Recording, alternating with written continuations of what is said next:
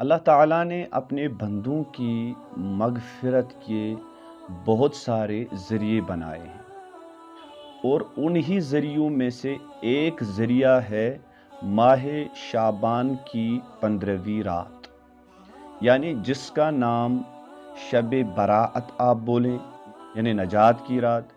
اس کو آپ لیلۃ المبارکہ بولیں، برکتوں والی رات۔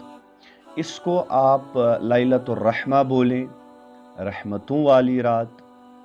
کہ اس میں اللہ تعالی اپنی خصوصی رحمت اپنے بندوں پہ فرماتا ہے، جیسا کہ احادیث میں آیا ہے۔ ابن ماجہ کی روایت ہے، علی بن ابی طالب کرم اللہ تعالی وجہ الکریم روایت کرتے ہیں کہ نبی پاک صلی اللہ علیہ وسلم نے فرمایا، جب ماہ شعبان کی 15ویں رات آئے، یعنی شب براءت آئے، تو اس رات میں کیا کرو؟ اس رات میں قوموا لیلہا، اس رات میں قیام کرو، اور یہ رات عبادت میں گزارنے کے بعد وصوموا لیلہا، اور اس کی اگلی جو صبح ہوگی، اس کا اگلا جو دن ہوگا، اس میں روزہ رکھو۔ آگے نبی پاک صلی اللہ علیہ وسلم نے اس کی فضیلت اور خصوصیت بھی بیان فرمائی ہے کہ اس میں یہ خصوصیت ہے، اس میں یہ فضیلت ہے کہ اس رات میں اللہ تعالیٰ غروب شمس سے ہی، باقی راتوں میں اگر آپ دیکھیں روایتوں میں ملتا ہے کہ اللہ تعالیٰ ہر رات کے آخری پہر میں آسمانی دنیا پر نزول فرماتا ہے، لیکن اس رات میں یہ خصوصیت ہے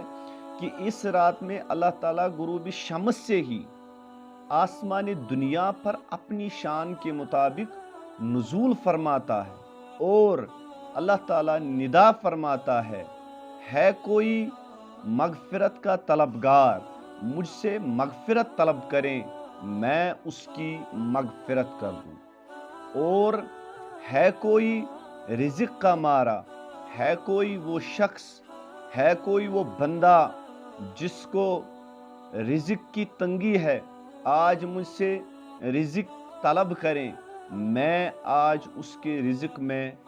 برکت عطا کروں، میں آج اس کو رزق وفور عطا کروں۔ اور آگے ہے کوئی مبتلا،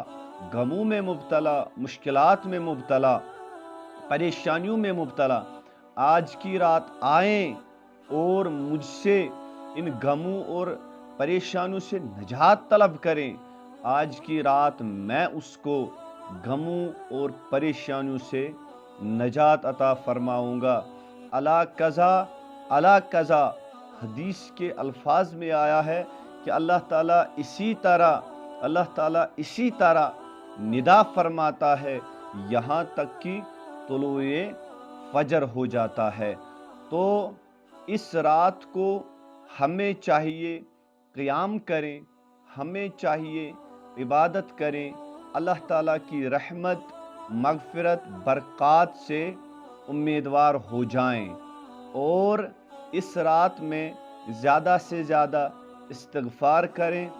ذکر و اذکار کریں، اور اس رات میں اللہ سے جو بھی آپ دنیا و آخرت کی بلائی طلب کریں، اللہ تعالی ہمیں وہ بلائی اس رات میں عطا فرماتا ہے۔ اور یہ بھی احادیث سے، روایات سے اور سنت سے ثابت ہے کہ سیدتنا عائشہ صدیقہ رضی اللہ تعالی عنہا بیان فرماتی ہے، امام ترمذی نے ترمذی شریف میں یہ روایت لائی ہے کہ سیدتنا عائشہ صدیقہ رضی اللہ تعالی عنہا نے فرمایا، ایک رات میں نے نبی پاک صلی اللہ علیہ وسلم کو اپنی آرام گاہ میں نہیں پایا، جب میں ڈھونڈنے نکلی تو نبی پاک صلی اللہ علیہ وسلم کو میں نے جنت البقیع کے قبرستان میں پایا۔ تو نبی پاک صلی اللہ علیہ وسلم نے فرمایا، اے عائشہ صدیقہ طیبہ طاہرہ رضی اللہ تعالی عنہا، کیا آپ کو گمان ہوا کہ اللہ اور اللہ کا رسول آپ کے ساتھ حق تلفی کرے؟ تو عائشہ صدیقہ رضی اللہ تعالیٰ عنہ نے عرض کیا یا رسول اللہ صلی اللہ علیہ وسلم، میرا گمان ہوا کہ آپ صلی اللہ علیہ وسلم کسی اور زوجہ مطہرہ کے پاس مت تشریف لے گئے۔ تو نبی پاک صلی اللہ علیہ وسلم نے فرمایا ایسا نہیں ہے، بلکہ یہ جو آج کی رات ہے یہ ماہ شعبان کی 15ویں رات ہے، اور اس رات میں اللہ تبارک و تعالی بنو قلب کی بکریوں کے بالوں کے برابر میرے امتیوں کی مغفرت فرماتا ہے، اپنے بندوں کی مغفرت فرماتا ہے۔ تو انسان ایک بکری کے بال نہیں گن سکتا، ایک بکری کے بال بے شمار ہیں۔ تو بنو قلب جو کہ عرب کا ایک قبیلہ تھا، جن کے پاس بے شمار بکریاں تھیں، جن کے پاس بے شمار بکریوں کے ریوڑ تھے، تو ان کے بالوں کا شمار کون کر سکتا ہے؟ تو جس طرح ان کے بال بے شمار ہیں، لا تعداد ہیں، طرح اللہ تبارک و تعالی میرے امت کے بے شمار اور لا تعداد گنہگاروں کی مغفرت فرماتا ہے۔ تو ہمیں بھی چاہیے کہ شیطان کے وسوسوں میں نہ آئیں، کسی کے بہکانے سے نہ بہکیں، بلکہ اس رات کو عبادت میں گزاریں، اس رات کو ذکر و اذکار میں گزاریں، اللہ کی رحمت سے اس رات امیدوار ہو جائیں۔ جو آپ کو اس رات سے بھگا رہے ہیں، جو خیالات آپ کو اس رات سے بھگا رہے ہیں، ان خیالوں کو ان غلط خیالوں کو آپ اپنے ذہنوں سے نکالو،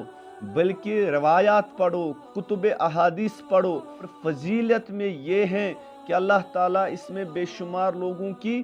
مغفرت فرماتا ہے۔ تو ہمیں بھی چاہیے ہم اس رات میں اللہ تعالیٰ سے مغفرت طلب کریں اور اس رات کو ذکر و اذکار اور عبادت میں گزاریں۔ لیکن کچھ بد نصیب ہیں ایسے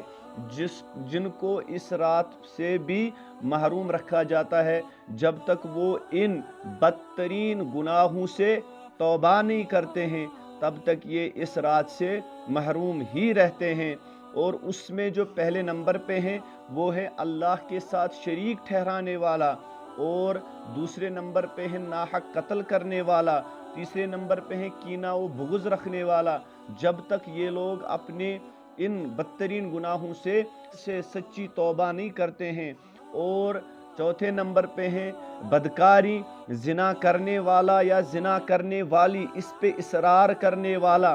جب تک یہ لوگ اپنے اس بدترین بدفعل سے سچے دل سے سچی توبہ نہیں کرتے ہیں تب تک یہ ان راتوں سے محروم رہتے ہیں۔ اللہ تعالی ہم سب کو بدفعلی سے بچائے، کیونکہ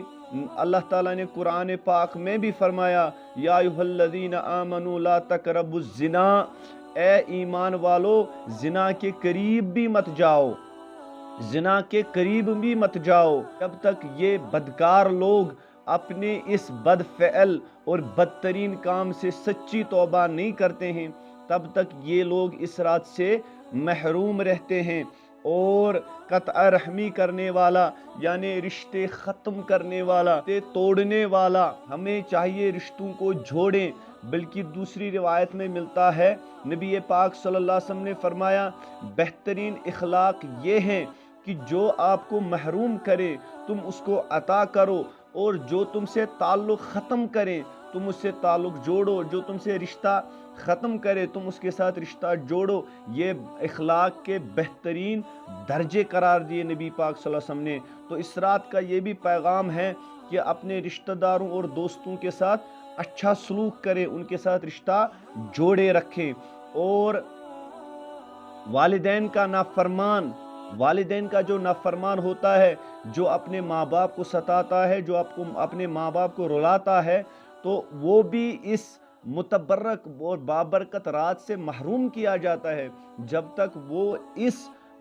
غلط کام سے، جب تک وہ اس بدترین کام سے سچی توبہ نہیں کرتا، جب تک وہ اپنے ماں باپ کو خوش نہیں کرتا، جب تک وہ اپنے ماں باپ کو راضی نہیں کرتا، اور ماں باپ کی نافرمانی سے جب تک وہ سچے دل سے توبہ نہیں کرتا ہے، تب تک وہ انسان بھی اس رات سے محروم رکھا جاتا ہے، کیونکہ احادیث نبوی صلی اللہ علیہ وسلم سے یہ بات ہمیں ملتی ہے کہ والدین کی رضا میں ہی اللہ تعالیٰ کی رضا ہے۔ تو اس رات سے پہلے ہی اپنے والدین سے، اگر آپ کے والدین آپ سے ناراض ہیں، ان سے معافی مانگ، ان کو راضی کریں، ان کو منوائیں، تاکہ آپ اور ہم اس رات کی رحمت سے محروم نہ ہو جائے، بلکہ ہم اس رات سے امیدوار ہو جائیں۔ اللہ تعالیٰ ہمیں اپنے ماں باپ کی قدر کرنے کی توفیق عطا کریں۔ اور شرابی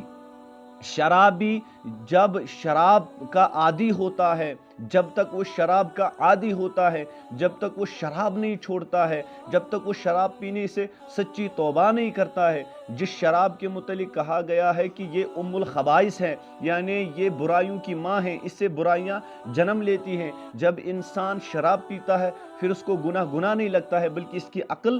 زائل ہو جاتی ہے، اس کی عقل ختم ہو جاتی ہے۔ شراب پینے کے بعد یہ کوئی بھی گناہ کر سکتا ہے۔ تو جب تک یہ اس بدفعل اور برے کام اور بدترین کام سے باز نہیں آتا اور سچی توبہ نہیں کرتا، تب تک یہ شخص بھی جو ہے اس رات سے محروم کیا جاتا ہے۔ تو اللہ تعالیٰ ہمیں ان بدترین کاموں سے اللہ تعالیٰ ہمیں بچائے۔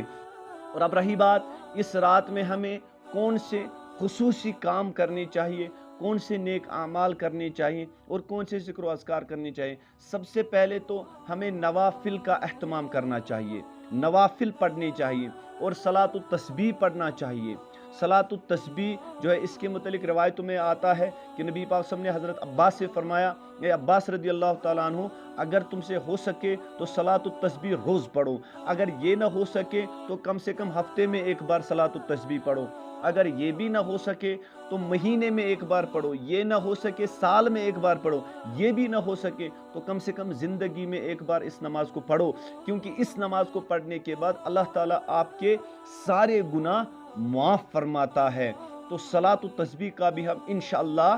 ارادہ کریں۔ اس کے بعد جو ہے تلاوت میں اپنا وقت گزاریں، قرآن پاک کھولیں گھروں میں۔ آج ہم دیکھیں ہمارے گھروں میں قرآن نہیں پڑھا جاتا۔ قرآن ہم نے رکھا ہے کیونکہ ہم مسلمانوں کا گھر ہے کہ اس میں قرآن ہونا چاہیے، صرف رکھنے کے لیے نہیں ہے بلکہ وہ پڑھنے کی کتاب ہے، اس کو پڑھیں۔ آج مہربانی کریں، عشاء کے بعد جب آپ شب بیداری کرنے کے لیے جائیں تو قرآن کو دیکھیں، اللہ بچائے کہیں ان پر گھرد تو نہیں پڑی ہے۔ قرآن پاک کھولیں اور آج زیادہ سے زیادہ قرآن پاک کی جتنی آپ کی استطاعت ہے قرآن پاک کی تلاوت کریں اور ذکر و اذکار میں اپنا وقت گزاریں۔ آپ جیسا بھی ذکر کرنا چاہے اللہ کی آپ ذکر کریں، لا الہ الا اللہ محمد رسول اللہ صلی اللہ علیہ وسلم، یہ افضل الذکر ہے لا الہ الا اللہ۔ تو اس کا اس رات میں زیادہ سے زیادہ ورد کریں اور اللہ کو اپنی تسبیح اور تحمید، یعنی اللہ کو اپنی تسبیح اور حمد بیان کرنا، یہ اللہ تعالیٰ کو اپنے بندوں کا بہت پسند ہے۔ تو سبحان اللہ و بحمدہ، سبحان اللہ یا والحمدللہ، الحمدللہ، اللہ اکبر، اللہ کی تسبیح بیان کریں، اللہ کا حمد بیان کریں، اللہ کی بڑائی اور کبریائی بیان کریں، یہ اللہ تعالیٰ کو بہت پسند ہے۔ تو اس رات میں اس کا بھی اہتمام کریں اور درود پاک کا ورد کرتے رہیں، درود پاک زیادہ سے زیادہ پڑھیں۔ بلکہ امام قسطلانی رحمۃ اللہ علیہ نے مواہد اللدنیہ میں ایک لطیف بات فرمائی ہے کہ یہ جو ماہ شعبان ہے یہ خاص کر درود السلام کا مہینہ ہے، کیونکہ وہ فرماتے ہیں کہ یہ جو آیت درود السلام ان اللہ و ملائکتہ یصلون علی النبی الی آخر، یہ جو آیت ہے یہ ماہ شعبان میں ہی نازل ہوئی ہے۔ قسطلانی فرماتے ہیں کہ یہ جو مہینہ ہے ماہ شعبان کا، یہ خاص طور پر درود السلام کا مہینہ ہے، کیونکہ اس مہینے کو ماہ شعبان کو خصوصی نسبت ہے حضرت رسول رحمت صلی اللہ علیہ وسلم کے ساتھ۔ تو اس رات میں درود السلام کا زیادہ سے زیادہ اہتمام کریں، اور درود السلام تو ویسے بھی خصوصی طور پر ایک مستقل عبادت ہے اور اس کا ہمیں اہتمام کرنا چاہیے۔ اور اس کے بعد جو ہے استغفار کا ہمیں جو ہے ورد کرنا چاہیے، استغفار زیادہ سے زیادہ کرنا چاہیے۔ نبی پاک صلی اللہ علیہ وسلم سے تو ثابت یہ ہیں کہ نبی پاک صلی اللہ علیہ وآلہ وسلم جو ہے